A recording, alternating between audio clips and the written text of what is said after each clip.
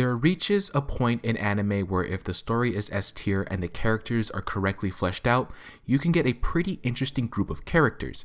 And I mean some interesting characters. While protagonists keep the flow of the story in place, what I've been enjoying the most recently is the inner workings of a anti-hero. You might call these people antagonists, but what if I told you they are actually far from it? Antagonists willingly go out of their way to shake up the main character, a character that feels no remorse, who doesn't care about what the main character thinks.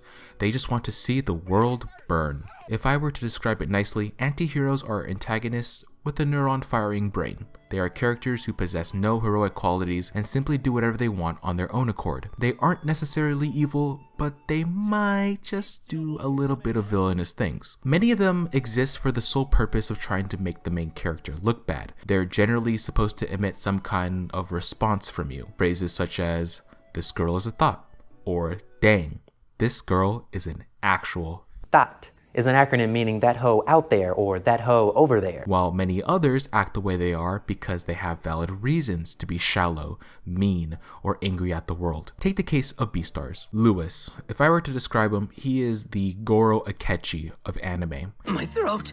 All it knows is agony! He's your typical Chad high school student with a near perfect image. But when they eventually break him down, you soon begin to realize that his appearance is just one big fat lie. He keeps a facade in order to hide his dark past, a secret which begins to eventually leak when he interacts with Legoshi. He eventually gives in and becomes a completely different person that's true to his real ideals. And my god, his development is just god tier. Probably the main reason why anti-heroes to me can be such promising characters is that they can leave some room for persuasion. Many antagonists do things because they simply belong in the streets. That's right, I'm looking at you, Rachel. Anti-heroes, if done correctly, can eventually see the flaws in their actions. They can admit to their wrongs and search for better alternatives. Almost like a friend who changes for the better or good, and eventually pulling that person from out the shadows in a promising life in the light. Introducing Naofumi. He's a hero. I mean, it's in the literal title. But what if I told you he's not a hero?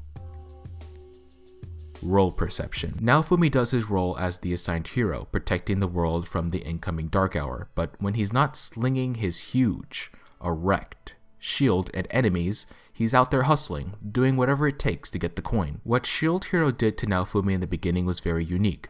When you literally trick someone into becoming shunned from the world you were summoned in. Like seriously, how do you recover from that? Of course you're gonna become that pretentious douche who can't trust anybody. But after saving Tom Nook's lost daughter, who was sold after her not being able to pay her rent on Animal Crossing, and a training montage later, he finally begins to realize that he doesn't need to bear a cold heart anymore. That he finally has someone else who can also hold the weight of being ostracized apart from just himself. And that is why anti-heroes are premium content. Thank you guys for watching. I kind of do these short videos because I'm not sure what my audience wants from me. Do you guys enjoy these short cut and dry videos, or do you want longer pieces of work? My brain is always open for more ideas to cram, so let me know what you guys want. And of course, I will all see you in the next one. Take care.